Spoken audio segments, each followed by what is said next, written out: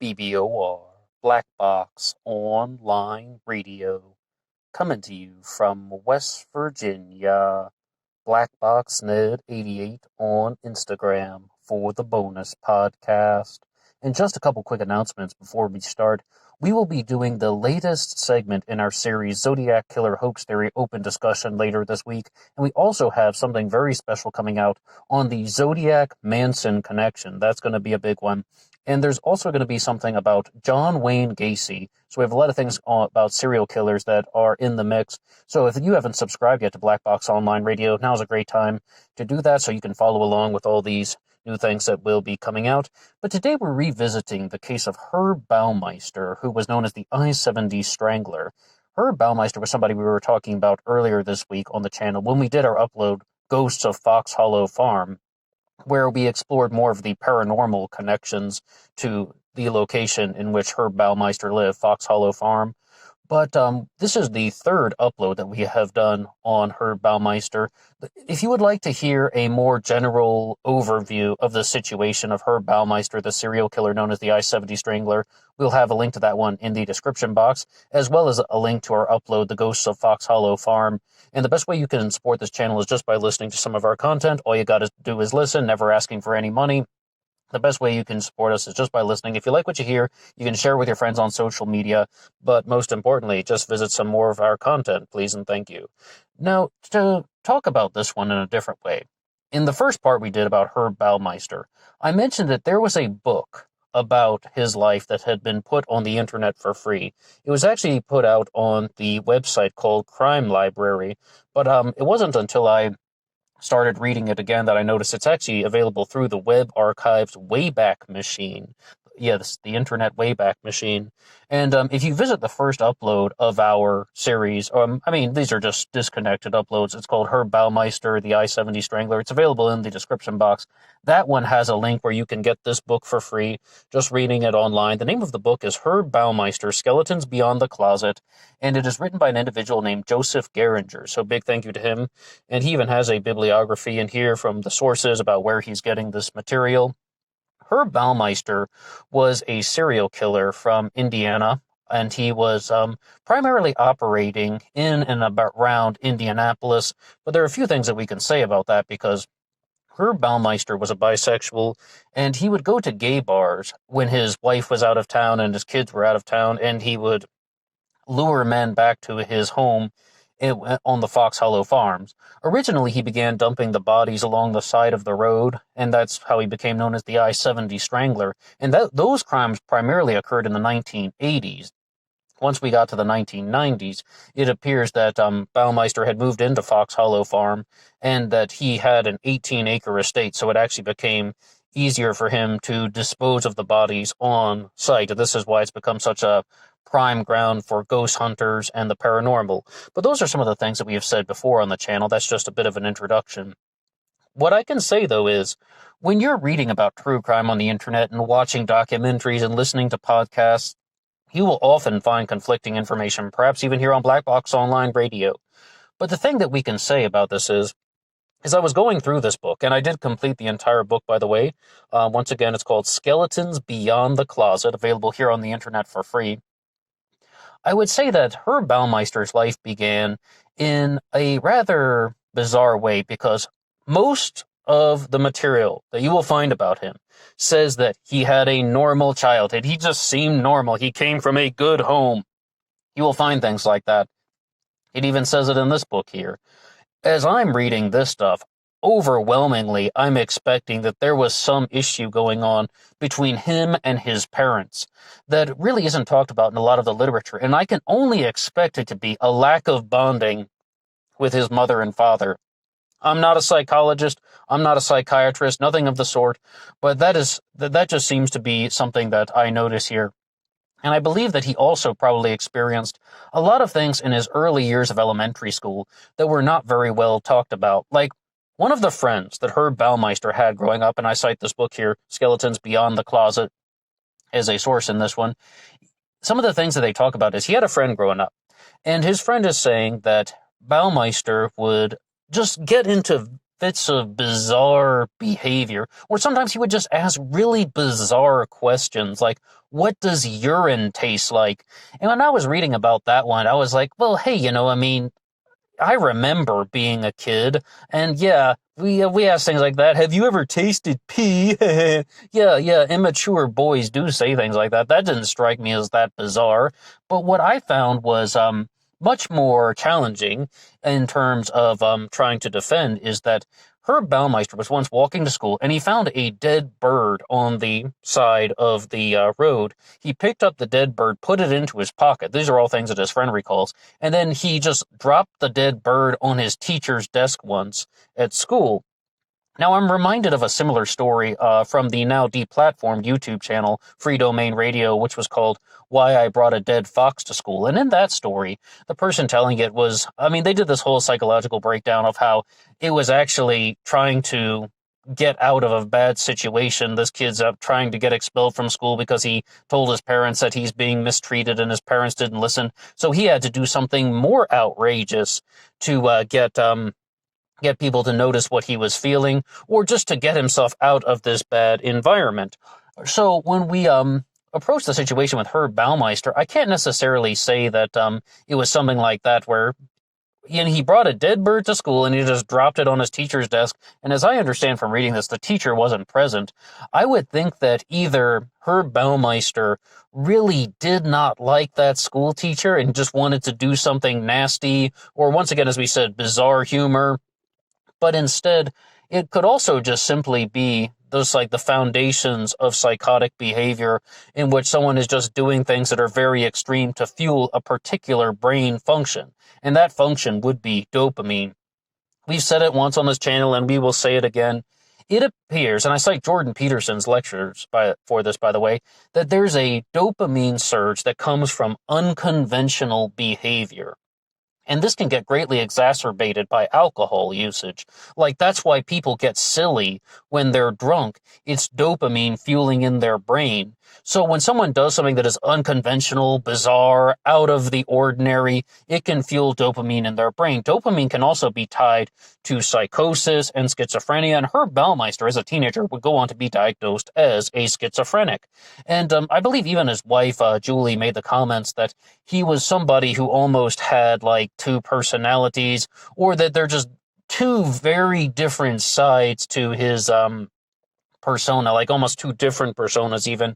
But I mean, one of the points though is that his parents did not continue treatment for him. That's another thing that we should say. And it would really depend on the exact diagnosis and things that would work out. But we should also note that his father was a doctor. His father was not a psychiatrist. He was an anesthesiologist, but his father was even a doctor. And for some reason, they did not continue the psychiatric treatment for Herb Baumeister and, whatever situation he was dealing with. But with Baumeister, I mean, this thing about bizarre behavior carried on from childhood, from being the guy who's dropping a bird on his teacher's desk as some type of sick prank, or just doing something unconventional to fuel his own excitement. It can also be just thinking about how more and more and more often the person has to do something to fuel their excitement. They have to do something more and more intense. And then once they do something that is extremely intense, there is no turning back. But another thing that happened in Herb Baumeister's life was that he was a homosexual. He was married to a woman named Julie. They met at college. Baumeister dropped out, tried to go back into college, but then he did not continue. And another point about that is Baumeister almost falls into the category of being a gifted underachiever, as well as somebody who would have, I think, just a very gentle personality. And I don't mean to superimpose my own life onto this situation, but when I was growing up, I just had such like a gentle, almost pathetic personality. And I don't say pathetic in like this sad sense. I mean pathetic in like the agreeable, passive sense. I heard that in a true crime documentary once, like going along with anything, or just someone who seems so benign and harmless when I actually would misbehave, whether it was my parents or my school teachers. they just didn't really want to punish me. So then eventually, sometimes things would get more and more intense as well because I'm not being punished. They're being inconsistent with their rules.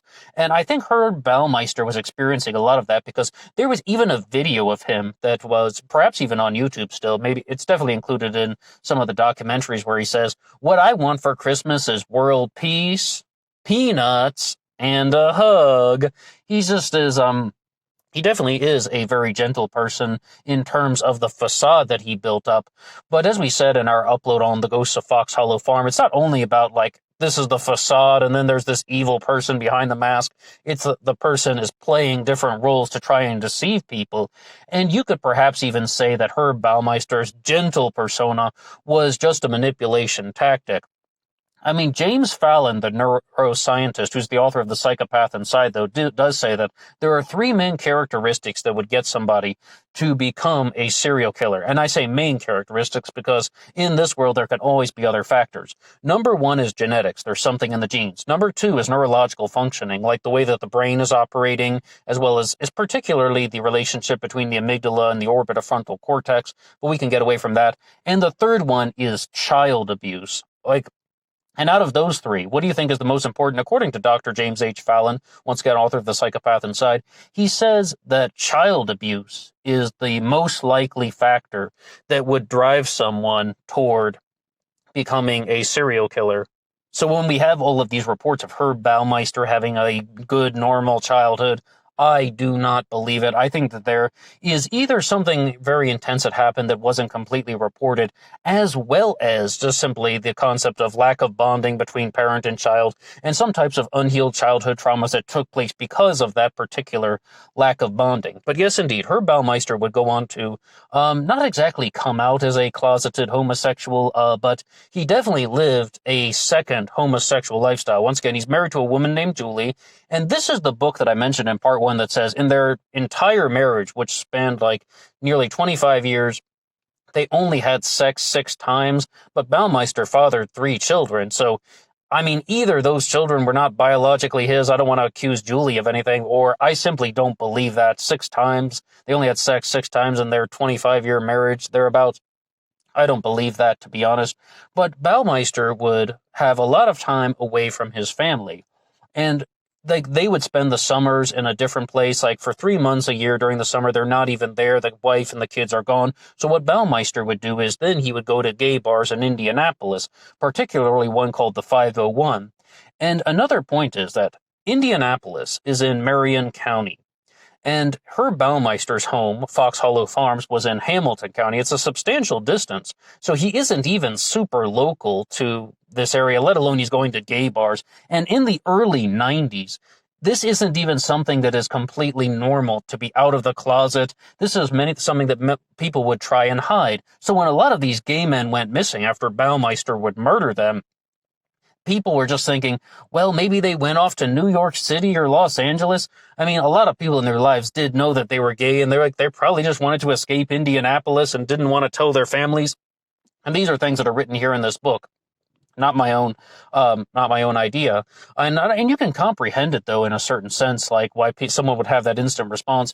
And back when we did our upload on Robert Christian Hansen and the serial killer who's known as the Butcher Baker of Alaska, they were even talking about how there's no internet at the time. People aren't communicating on social media. So when someone just takes off and you don't hear from them for 6 months, it was actually much more normal of a thing.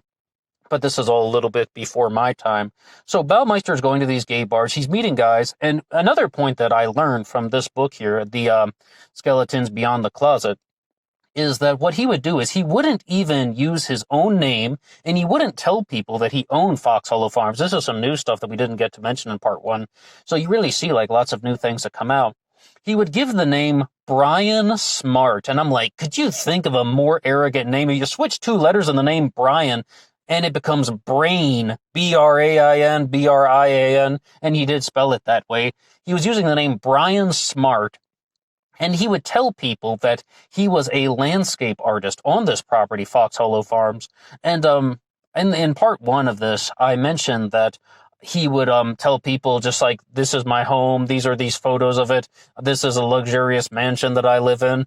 But and according to this book, he would even just say that he is a landscape artist working on the property, and the rich family who lives there is out of town.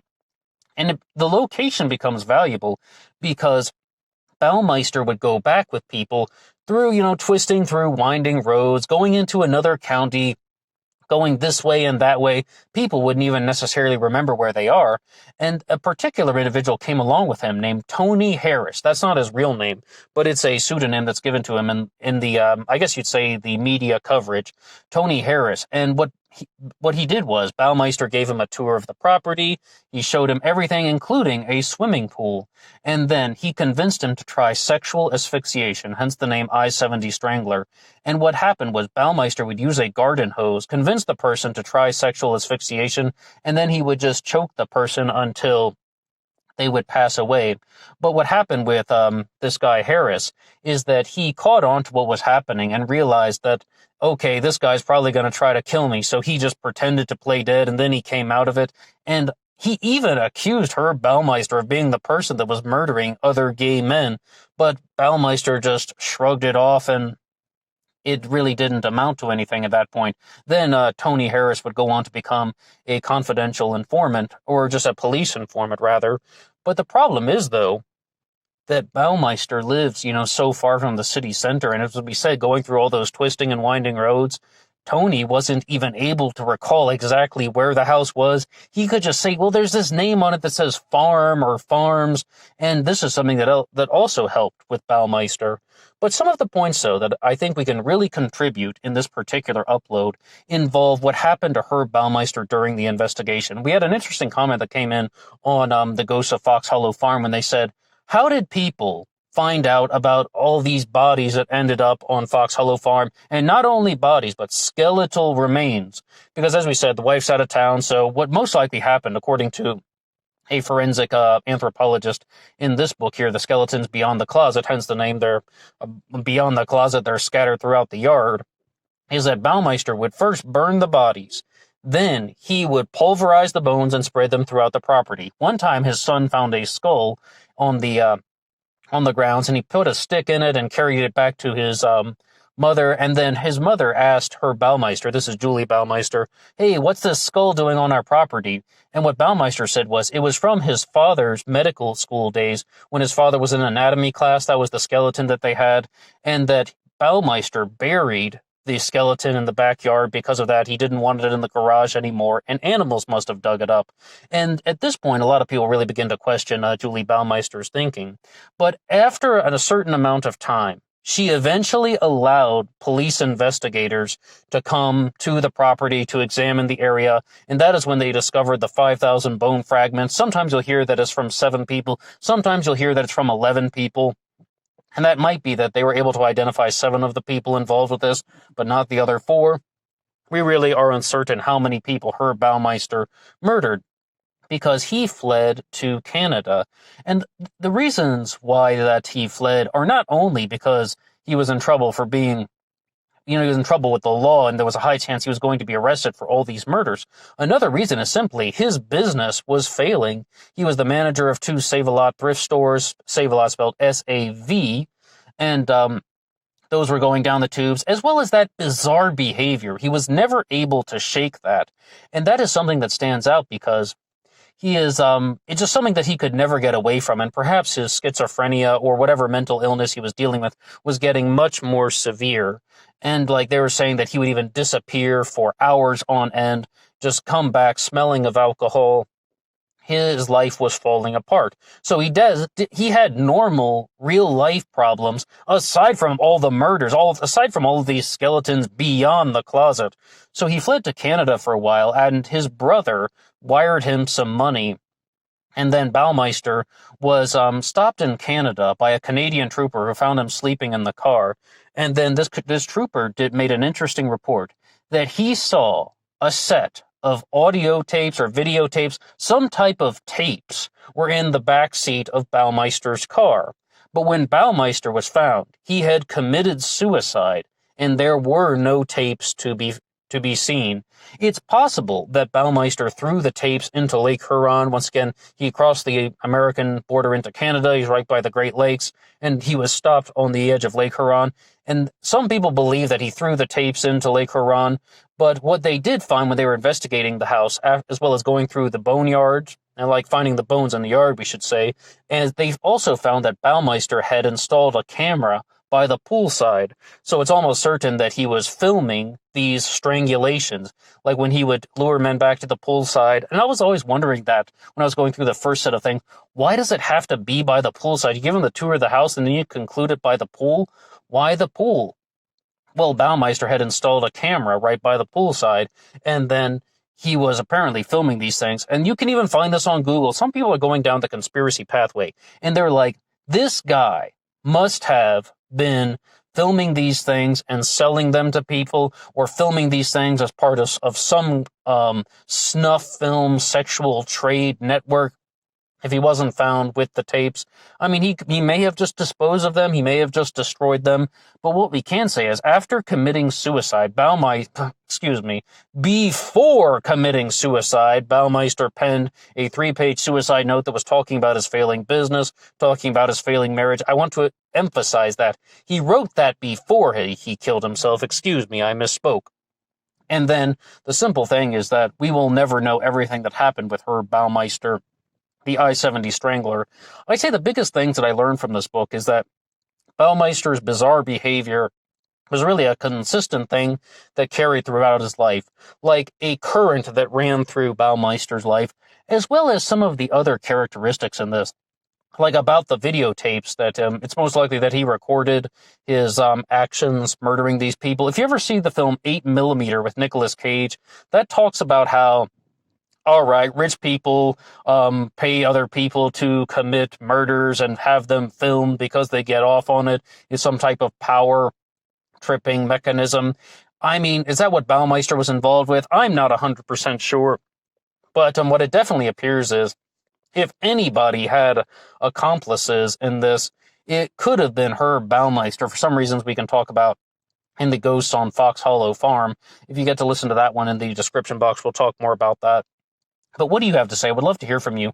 Please drop something in the comments section below. And really, what is your response to hearing about his bizarre behavior during childhood? And do you think that this sounds like somebody who experienced something very traumatic and just people did not know about it? Or do you believe that this was the case of someone who didn't bond with their parents?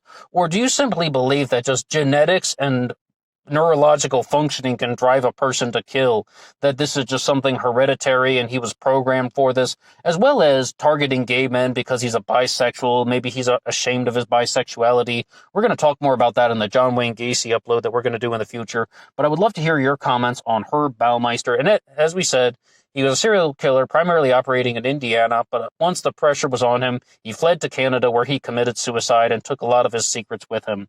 Okay, now, I would once again just want to say one more time, if you'd like to hear a more general overview of Herb Baumeister with some additional information, you can click on our link in the description box there, as well as the one more on the paranormal, the Ghosts of Fox Hollow Farm. Both of them are available in the description box. If you like this upload, you can hit the like button, and I will see you on Instagram for the bonus podcast. Until next time.